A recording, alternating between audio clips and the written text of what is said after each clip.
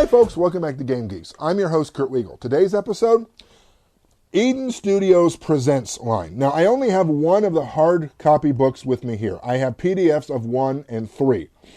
The Eden Studios Presents line are these relatively small, they're the same general aspect of the classic Unisystem books. That is, the All Flesh Must Be Eaten, Terra Primate, Conspiracy X, Witchcraft, Armageddon.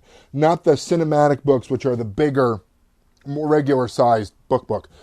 Eden Studios presents sort of the purpose of this is it's an area for aspiring game writers to put in some of their stuff for Unisystem.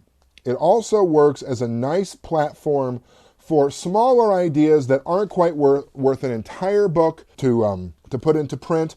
The first one, some of the hallmarks of the first one, probably what it's most famous for, is its Serenity Conversion for Unisystem. That is basically its Firefly, which was erased and called like Spaceships and Prairie Folk, and sort of rules for how to incorporate that into your game.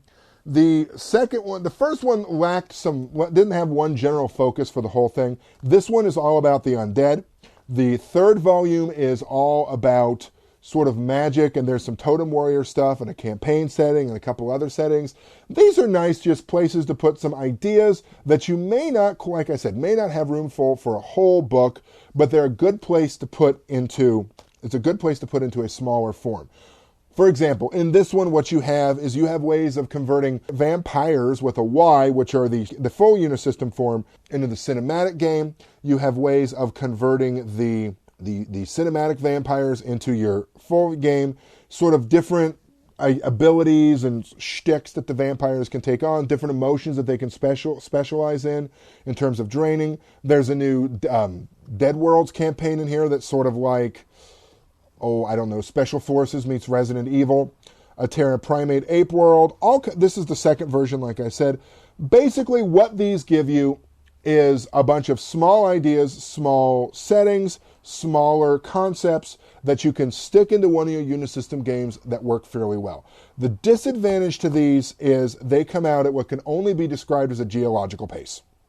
They're really pokey coming out. But, it's not like we're in a race for it.